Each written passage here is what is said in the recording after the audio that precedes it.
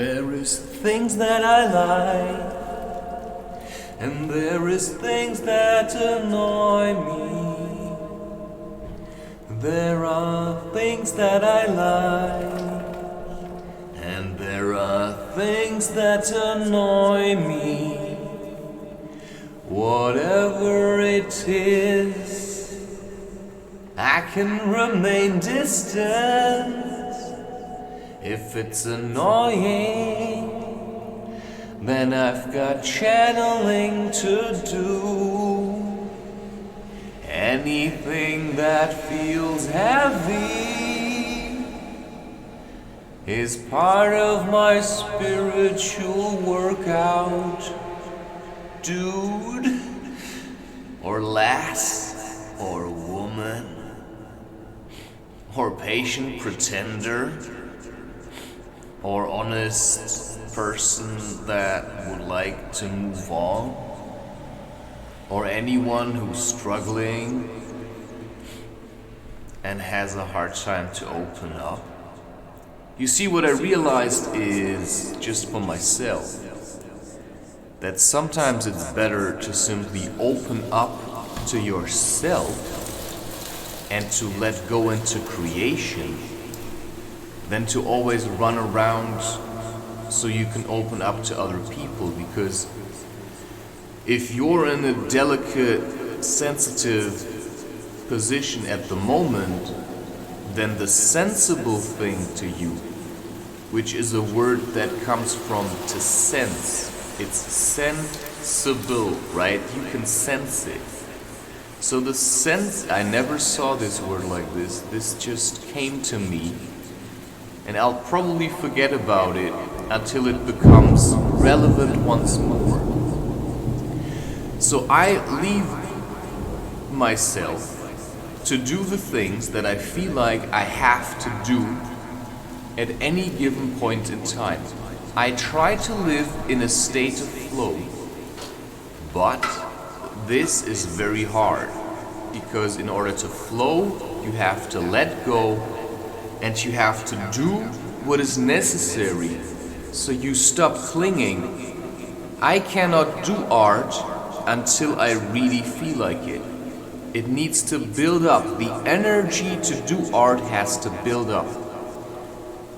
And in between I do lots of other things until I will feel like doing art again. And sometimes until I feel like doing art again, I have to write, I have to work on a book, I have to meet with family members, I have to go to the park slackline and play frisbee, right? Sometimes I have to buy wine, sometimes I have to eat meat, sometimes I have to, right, do an outdoor cooking session, sometimes I have to do all kinds of things just to keep my spirit alive. So opening up is good. I'll suggest you open up in your own space, because what I perceive this kind of world to be is, if you live in a city, it's basically toxic. And if you open up in cities and amongst city people, then what you have to understand is that their spirit is so hungry for light that they'll just suck you dry immediately. So what you have to learn is to open up in your own space, right, without harming yourself, and just make art. So sometimes I make art, or I am creative, until I'm so tired that I just want to sleep. And then I have to realize, okay, making art is nice, but my body is also important. So I hold planks, I go hiking barefoot when I can. I have to look at diet, I have to feed myself, because I'm the one who feels the need to push himself beyond what he knew was possible. I'm the one who's here for the challenge. So I don't push the challenge on others, I just challenge myself. And then I rest adequately, and I pay attention to feeding myself. So a little less sugar, a little more protein. That's like ketogenic, transitioning towards ketogenic. But sometimes you eat sugar, sometimes you drink coffee, but mostly you drink tea or whatever works for you. And then you see how it goes.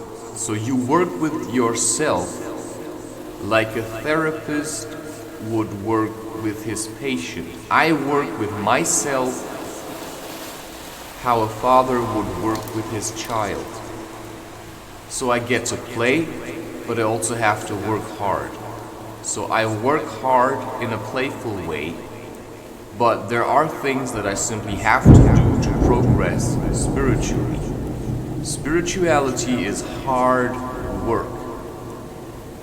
It's preparation for, dying. Which is why you work with your shadow. So you came from the light, you've seen a bit of shadow, and now you're trying to bring it into balance. So do whatever you must.